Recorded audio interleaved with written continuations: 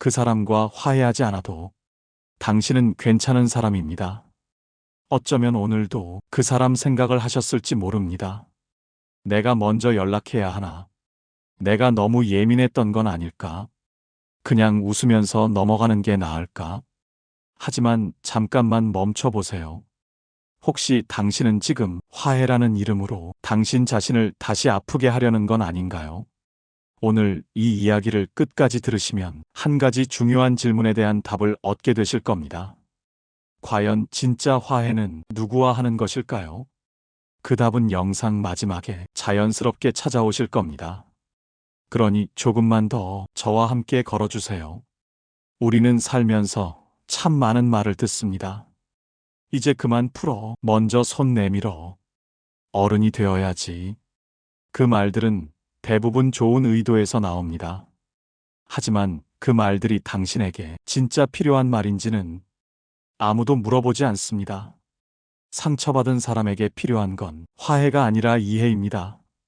내가 왜 아팠는지, 그 아픔이 얼마나 깊었는지, 그걸 먼저 들여다봐야 합니다. 그런데 우리는 그 과정을 건너뛰고 곧장 화해로 달려가려 합니다. 왜일까요? 아마도 그게 더 편하기 때문일 겁니다. 아픈 마음을 들여다보는 건 생각보다 훨씬 더 힘든 일이니까요. 상처를 마주한다는 건 단순히 과거의 한 장면을 떠올리는 게 아닙니다. 그건 마치 오래된 상자를 여는 것과 같습니다.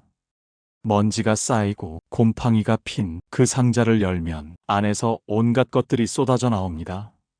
그때의 분노, 그때의 슬픔, 그때의 무력감, 그때의 배신감, 그 모든 감정이 한꺼번에 밀려오면 우리는 견딜 수 없을 것 같은 두려움에 휩싸입니다. 그래서 상자를 다시 닫아버립니다. 없었던 일처럼 괜찮은 척 그냥 넘어가려고 합니다.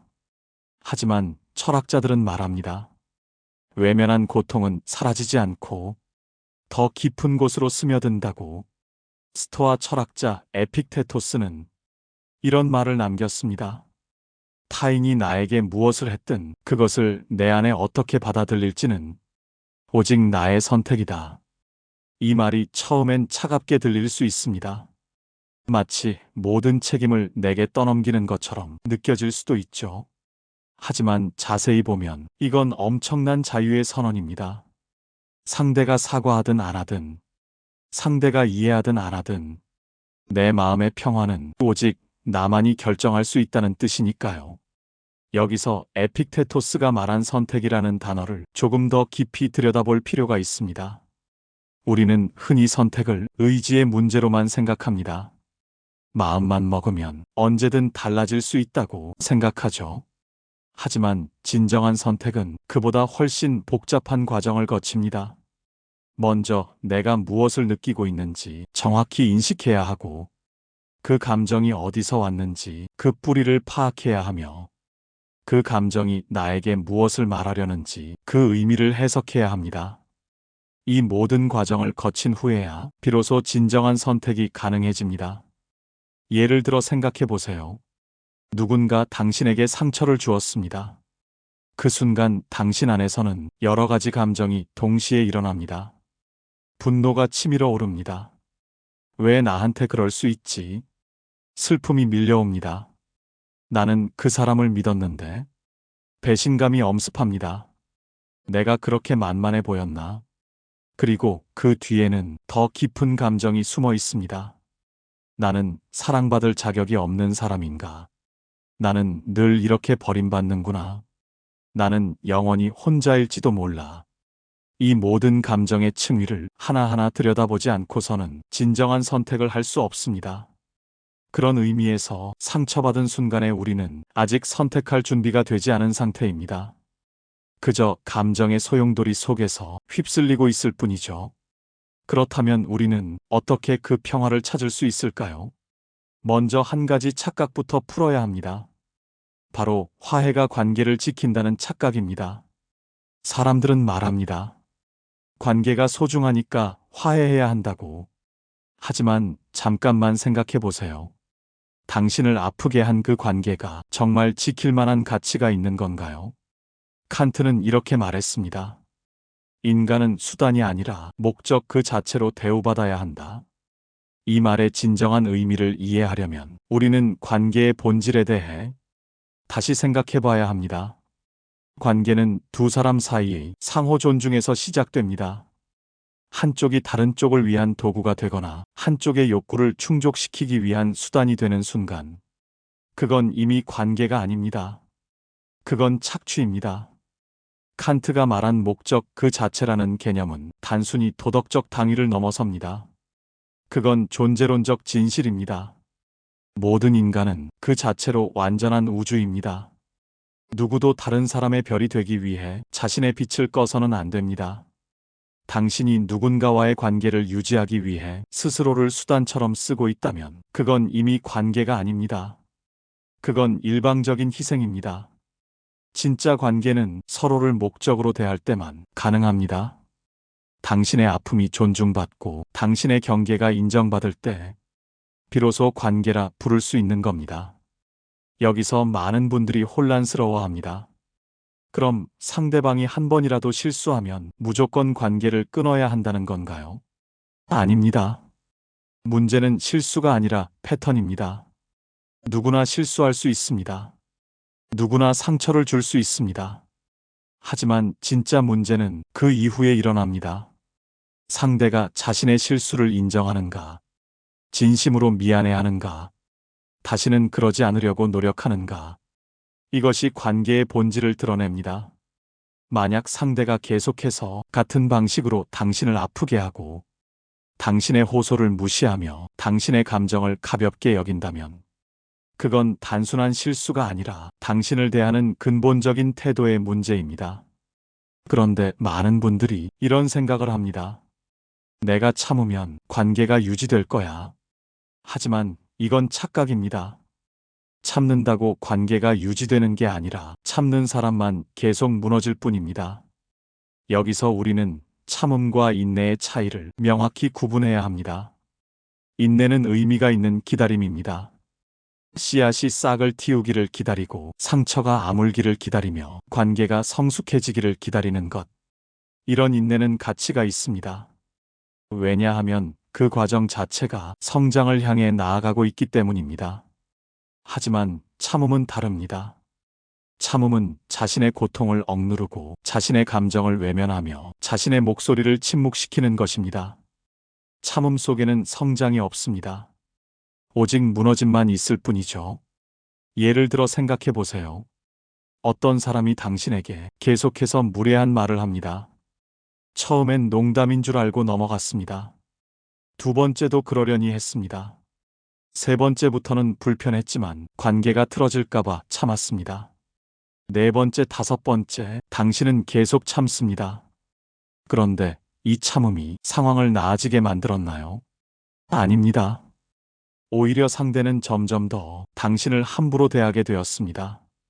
왜냐하면 당신의 침묵을 허락으로 받아들였기 때문입니다. 이것이 참음의 악순환입니다.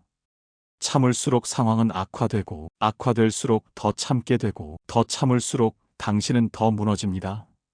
니체는 말했습니다. 자기 자신에게 충실하지 못한 사람은 결국 아무것도 지킬 수 없다. 당신이 당신 자신을 지키지 못하면 결국 그 관계도 지킬 수 없습니다. 왜냐하면 그 관계 속에서 진짜 당신은 이미 사라졌기 때문입니다. 관계라는 껍데기만 남아있을 뿐 그 안에 진짜 당신은 없습니다. 그렇다면 어떻게 해야 할까요? 먼저 당신 자신에게 정직해져야 합니다. 지금 내가 느끼는 감정이 뭔지, 왜 이렇게 마음이 아픈지, 그걸 솔직하게 인정해야 합니다. 여기서 많은 분들이 막힙니다. 내 감정을 정확히 말로 표현하기가 생각보다 훨씬 어렵기 때문입니다. 우리는 평생 동안 감정을 표현하는 법을 배우지 못했습니다. 오히려 감정을 숨기는 법, 감정을 억누르는 법, 감정을 부정하는 법만 배워왔죠. 어릴 때부터 들었던 말들을 떠올려 보세요. 남자가 그렇게 약해서 어떡하니? 여자가 그렇게 감정적이면 안 돼. 나이 들었으면 철이 들어야지. 어른이 그렇게 유치하게 굴어. 이런 말들이 우리 안에 쌓여서 감정 표현 자체를 부끄러운 일로 만들었습니다. 그래서 누군가 물어봅니다. 지금 기분이 어때요? 우리는 대답합니다. 그냥 좀 그래요. 이게 전부입니다. 하지만 좀 그렇다는 건 수백 가지 다른 감정을 뭉뚱그린 너무나 막연한 표현입니다. 분노인가요? 슬픔인가요? 배신감인가요? 외로움인가요? 무력감인가요? 두려움인가요? 각각의 감정은 완전히 다른 뿌리에서 나옵니다. 그리고 각각의 감정은 다른 방식으로 다뤄져야 합니다. 분노는 경계가 무너졌다는 신호입니다. 슬픔은 상실을 애도하는 과정입니다. 배신감은 신뢰가 깨졌다는 증거입니다. 외로움은 연결을 갈망하는 마음입니다. 무력감은 통제권을 잃었다는 느낌입니다. 같은 상처라는 단어로 뭉뚱그려 말할 수 없는 각각의 고유한 의미가 있습니다. 아직도 화가 나는 게 정상입니다. 아직도 서운한 게 당연합니다. 그 감정을 느끼는 당신은 예민한 게 아니라 정직한 겁니다. 노자는 말했습니다. 억지로 화합하면 마음에 응어리가 남는다. 이 말씀의 깊이를 헤아려 보세요. 응어리는 눈에 보이지 않습니다. 하지만 분명히 존재합니다. 마음 한구석에 단단하게 자리 잡아 시간이 지나도 사라지지 않습니다. 억지로 만든 웃음은 관계를 회복시키지 못합니다. 오히려 침묵의 균열만 더 깊어지게 할 뿐입니다. 여기서 노자가 말한 억지라는 개념을 더 깊이 이해해야 합니다. 억지는 단순히 강제로 하는 것만을 의미하지 않습니다. 그것은 자연스러운 흐름을 거스르는 모든 행위를 포함합니다. 마음이 아직 준비되지 않았는데 억지로 웃는 것. 감정이 정리되지 않았는데 억지로 이해하려는 것.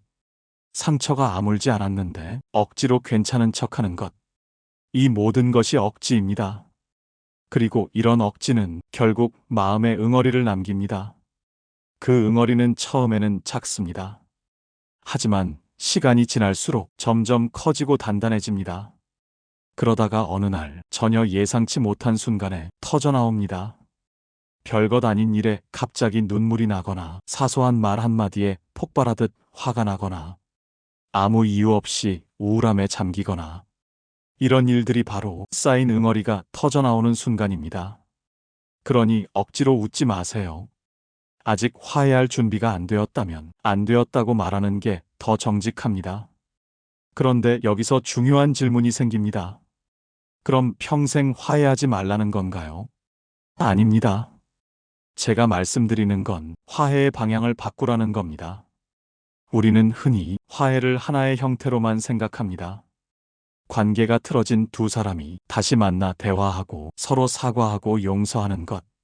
하지만 화해에는 여러 층위가 있습니다. 첫 번째 층위는 표면적 화해입니다. 이건 대부분 사람들이 생각하는 그런 화해죠.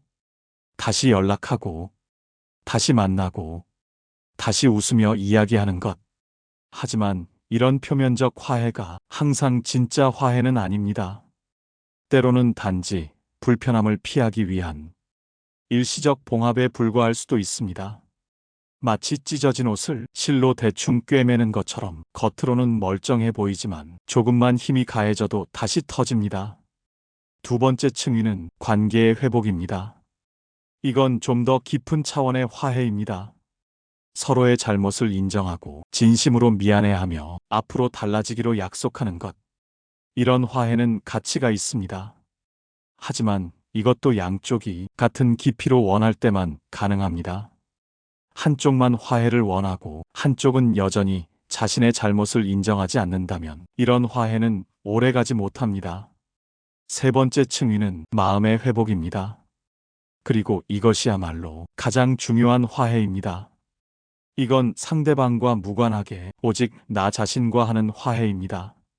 내 마음이 왜 아팠는지 이해하고 그 아픔을 있는 그대로 받아들이며 그럼에도 나는 괜찮다고 스스로에게 말하는 것. 지금까지 당신은 첫 번째나 두 번째 층위의 화해만 생각했습니다. 그 사람과의 화해. 하지만 진짜 화해는 세 번째 층위에서 일어납니다. 상처받은 나 자신과의 화해. 이 세 번째 층위의 화해가 왜 가장 중요한지 조금 더 깊이 들여다봅시다. 상대방과의 화해는 상대방의 의지에 달려 있습니다. 상대가 진심으로 반성하고 변화하려는 의지가 있어야만 가능한 일이죠. 하지만 나 자신과의 화해는 오직 나의 의지만 있으면 됩니다. 누구의 허락도 필요 없고 누구의 이해도 필요 없습니다.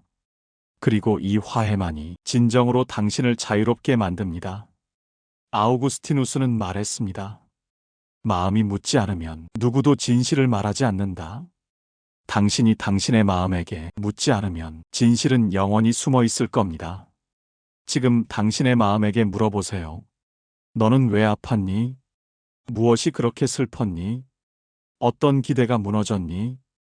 그 질문에 귀 기울이는 순간 비로소 진짜 화해가 시작됩니다. 타인과의 화해가 아니라 나 자신과의 화해. 이게 바로 오늘 제가 가장 드리고 싶은 말입니다. 상처를 준 사람에게 기대하지 마세요. 그 사람이 언젠가 당신의 아픔을 이해해 주기를 기다리지 마세요. 기다림은 당신을 더 무너뜨릴 뿐입니다. 여기서 우리는 기다림의 본질을 이해해야 합니다. 기다림이란 수동적인 행위처럼 보이지만 사실은 매우 능동적인 고통입니다. 기다리는 동안 당신은 계속해서 상대의 행동을 상상합니다. 분명히 미안해하고 있을 거야. 곧 연락 올 거야. 다음에 만나면 사과할 거야. 이런 상상은 마치 희망처럼 보이지만 실은 당신을 더 깊은 실망으로 이끕니다. 왜냐하면 대부분의 경우 그 상상은 현실이 되지 않기 때문입니다. 그 연락은 오지 않고 그 사과는 들리지 않으며 그 이해는 보이지 않습니다. 그리고 당신만 더 깊이 실망합니다. 심리학에서는 이를 확증 편향의 역설이라고 부릅니다. 우리는 보고 싶은 것만 보고 듣고 싶은 것만 듣습니다. 상대의 작은 표정 하나, 짧은 문자 하나에서도 내가 원하는 의미를 찾아내려 합니다. 예를 들어 상대에게서 잘 지내? 라는 짧은 문자가 왔습니다. 당신은 생각합니다. 드디어 연락이 왔어. 이제 사과하려는 건가? 관계를 회복하고 싶은가 봐. 하지만 실제로는 그저 습관적으로 보낸 안부일 수도 있습니다. 아무 의미 없는 빈말일 수도 있습니다. 하지만 당신은 그 안에서 자신이 원하는 의미를 찾아냅니다. 그리고 다시 기대하고 다시 실망합니다. 이것이 기다림의 악순환입니다. 세네카는 말했습니다. 타인의 행동을 기대하는 순간 우리는 스스로를 노예로 만든다. 기대는 곧 의존입니다. 상대가 움직여야만 내 감정도 움직일 수 있다는 뜻이니까요. 하지만 당신의 감정은 당신 것입니다. 누구도 대신 풀어줄 수 없고 누구도 대신 정리해줄 수 없습니다. 오직 당신만이 당신의 마음을 돌볼 수 있습니다. 그렇다면 어떻게 돌봐야 할까요? 먼저 침묵부터 깨야 합니다. 우리는 종종 침묵을 용서라고 착각합니다. 아무 말하지 않으면 괜찮아질 거라 생각합니다. 하지만 침묵은 용서가 아니라 감정의 정지입니다. 여기서 우리는 침묵의 두 얼굴을 구분해야 합니다. 첫 번째 침묵은 평화의 침묵입니다. 마음이 정말로 평온해져서 더 이상 말할 필요가 없는 상태. 이런 침묵은 가치가 있습니다. 고요한 호수처럼 잔잔하고 깊은 평안이 있습니다. 하지만 두 번째 침묵은 억압의 침묵입니다. 말하고 싶지만 말할 수 없어서 감정을 억누르고 있는 상태. 이런 침묵은 독이 됩니다. 겉으로는 고요해 보이지만 그 아래에서는 격렬한 폭풍이 일고 있습니다. 소크라테스는 물었습니다. 말하지 않는 정의는 존재하는가? 당신의 억울함이 진짜라면 그 억울함은 침묵 속에서 사라지지 않습니다. 오히려 더 단단해지고 때로는 분노가 되어 엉뚱한 순간에 터져버립니다. 그래서 우리는 가끔 너무 사소한 일에도 울고 아무 말에도 가슴이 뛸 정도로 예민해집니다. 한 분이 이런 이야기를 들려주셨습니다. 몇 년 전 가까운 친구에게 상처를 받았는데 그냥 넘어갔다고 합니다. 괜찮은 척했고 화해한 척했죠. 하지만 그 후로 그 친구와 만날 때마다 이상하게 짜증이 났다고 합니다. 친구가 하는 모든 말이 신경에 거슬렸고 친구의 작은 행동 하나하나가 마음에 들지 않았습니다. 그러다가 어느 날 정말 사소한 일로 그 친구에게 폭발하듯 화를 냈다고 합니다. 그때서야 깨달았다고 합니다. 그동안 자신이 진짜 화해를 한 게 아니라 그저 감정을 억누르고 있었다는 것을. 그 억눌린 감정이 결국 엉뚱한 순간에 엉뚱한 방식으로 터져나왔던 거죠. 그건 당신이 약해서가 아니라 지금까지 너무 많은 걸 눌러왔기 때문입니다. 침묵은 감정을 흘려보내지 못하게 막습니다. 감정이 흐르지 않으면 그 마음은 곧 고여서 썩기 시작합니다. 마치 물이 흐르지 않는 연못처럼 겉으로는 잔잔해 보이지만 그 안에서는 점점 탁해지고 생명력을 잃어갑니다. 그러니 이제는 말해야 합니다. 누구에게가 아니라 당신 자신에게 나는 그때 정말 아팠어. 그 말이 나를 얼마나 무너뜨렸는지 아무도 모를 거야. 하지만 나는 알아. 그리고 그걸 인정하는 것만으로도 당신은 이미 회복을 시작한 겁니다. 여기서 한 가지 더 중요한 게 있습니다. 바로 경계입니다. 많은 분들이 착한 사람이 되고 싶어서 자신의 경계를 허뭅니다. 누가 선을 넘어도 괜찮다고 말하고 누가 무례해도 이해한다고 말합니다. 그런데 여기에는 깊은 뿌리가 있습니다. 어린 시절부터 우리는 착한 아이가 되라고 배웠습니다. 말 잘 듣고 순종하고 어른 말씀을 따르는 것. 그게 칭찬받는 길이었죠. 부모님이 화가 나 계실 때 조용히 있어야 했고, 선생님이 틀린 말을 해도 반박하면 안 됐으며, 어른들이 부당한 요구를 해도 거절하면 버릇 없다는 소리를 들었습니다. 이렇게 수십 년을 살다 보니 이제는 경계를 세우는 것 자체가 잘못된 일처럼 느껴집니다. 안 돼요라고 말하는 순간 나쁜 사람이 되는 것 같고, 불편해요라고 표현하는 순간 예민한 사람으로 낙인 찍힐 것 같습니다. 하지만 경계 없는 관계는 관계가 아니라 침범입니다. 아리스토텔레스는 말했습니다. 적절함이 덕이다. 지나친 친절도, 지나친 침묵도 모두 부덕이 될 수 있습니다. 진짜 덕은 적절한 경계를 세우는 겁니다. 여기까지는 괜찮지만 여기부터는 안 된다고 분명히 말하는 겁니다. 아리스토텔레스가 말한 중용이란 단순히 중간 지점을 의미하지 않습니다. 그것은 상황에 따라 적절한 지점을 찾아내는 지혜를 의미합니다. 어떤 상황에서는 단호해야 하고 어떤 상황에서는 부드러워야 합니다. 어떤 사람에게는 경계를 높여야 하고 어떤 사람에게는 문을 열어야 합니다. 이것을 구분하는 능력, 그것이 바로 진정한 지혜입니다. 그게 이기적이라고요? 아닙니다. 그게 바로 자기 존중입니다. 경계는 벽이 아니라 문입니다. 건강한 경계는 관계를 막는 게 아니라 관계를 보호합니다. 당신이 어디까지 편안한지, 어디서부터 불편한지 명확하게 알려주는 것. 이것이야말로 관계를 건강하게 유지하는 가장 기본적인 방법입니다. 예를 들어 생각해 보세요. 누군가 당신에게 자주 개인적인 질문을 합니다. 수입은 얼마나 되나요? 왜 아직 결혼 안 하셨어요? 자녀는 뭐 하나요? 처음엔 예의상 대답했습니다. 하지만 점점 불편해집니다. 그런데도 계속 대답하면 상대는 이런 질문이 괜찮다고 생각하게 됩니다. 그리고 점점 더 깊이 당신의 사생활을 파고듭니다. 이때 필요한 건 명확한 경계입니다. 그런 개인적인 이야기는 편하게 나누기 어려워요. 이 한마디가 당신의 공간을 지킵니다. 당신이 당신의 경계를 지킬 때 비로소 다른 사람도 당신을 존중하게 됩니다. 경계는 벽이 아니라 문입니다. 진짜 당신을 존중하는 사람은 그 문을 조용히 두드릴 겁니다. 당신이 문을 열어줄 때까지 기다릴 줄 압니다. 하지만 당신을 가볍게 여기는 사람은 문을 부수려 할 겁니다. 당신의 아니오를 무시하고 당신의 불편함을 가볍게 여기며 계속해서 선을 넘으려 합니다. 그 차이를 알아야 합니다. 그리고 문을 부수려는 사람에게는 더 이상 문을 열어주지 마세요. 당신의 마음은 그렇게 함부로 다뤄져도 되는 게 아니니까요. 좋은 사람 콤플렉스를 내려놓으세요. 착하다는 말을 듣기 위해 스스로를 희생하지 마세요. 진짜 좋은 사람은 타인에게 친절하되 자신에게도 친절한 사람입니다. 당신이 당신을 소중히 여기지 않으면 아무도 당신을 소중히 여기지 않습니다. 세상은 당신이 스스로를 어떻게 대우하는지 보고 그대로 따라합니다. 만약 당신이 스스로를 함부로 대한다면 세상도 당신을 함부로 대할 겁니다. 하지만 당신이 스스로를 귀하게 여긴다면 세상도 당신을 귀하게 대할 겁니다.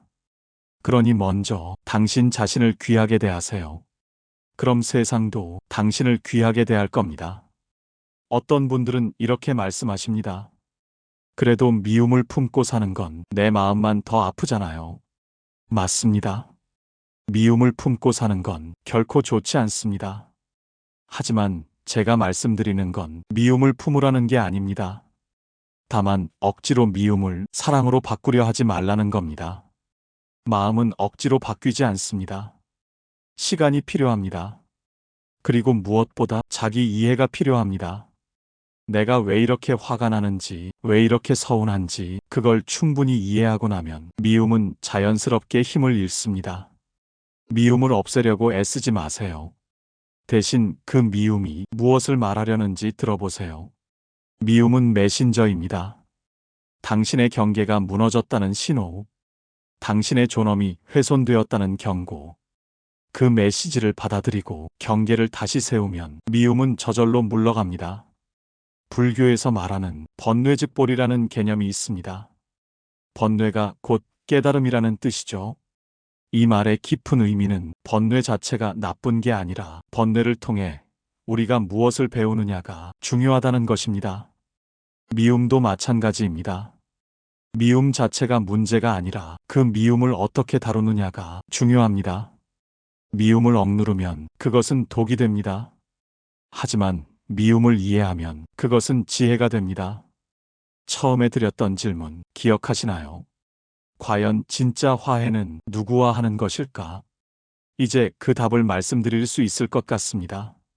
진짜 화해는 상처를 준 그 사람이 아니라 상처받은 나 자신과 하는 겁니다.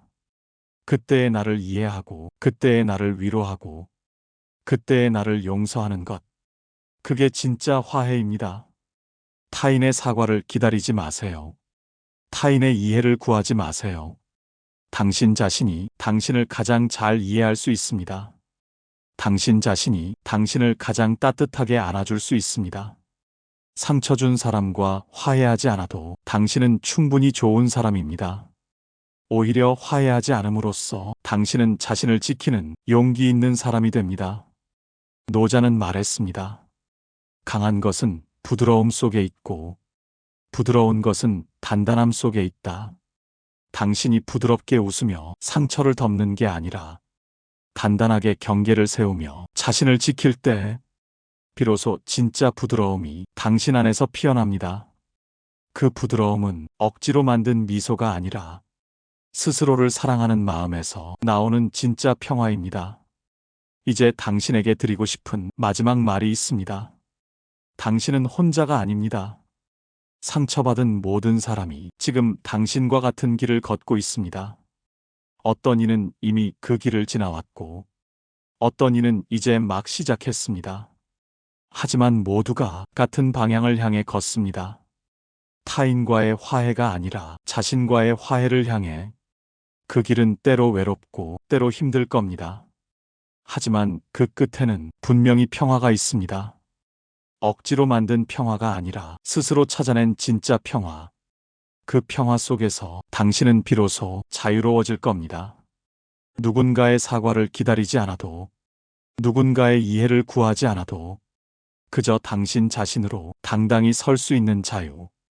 오늘 이 이야기가 당신에게 작은 위로가 되었기를 진심으로 바랍니다. 당신이 오늘부터 조금 더 자신을 귀하게 여기고 조금 더 자신에게 정직해지고 조금 더 자신을 사랑하게 되기를. 그래서 언젠가 진짜 평화를 찾으시기를 마음 깊이 응원합니다. 화해는 두 사람의 일처럼 보이지만 상처의 회복은 언제나 한 사람에게서 시작됩니다. 바로 당신 자신에게서. 당신이 먼저 당신을 이해할 때, 당신이 먼저 당신을 위로할 때, 당신이 먼저 당신을 사랑할 때, 비로소 진짜 화해가 시작됩니다. 오늘도 조용히 견뎌내신 당신의 용기를 응원합니다. 그 용기가 언젠가 당신을 진짜 평화로 이끌어 주길 바랍니다. 상처 준 사람과 화해하지 않아도 당신은 이미 충분히 아름다운 사람입니다. 그걸 잊지 마세요. 영상 내용이 도움이 되셨다면 구독과 좋아요를 눌러주세요. 영상 제작에 큰 힘이 됩니다. 평온한 하루 되세요. 감사합니다.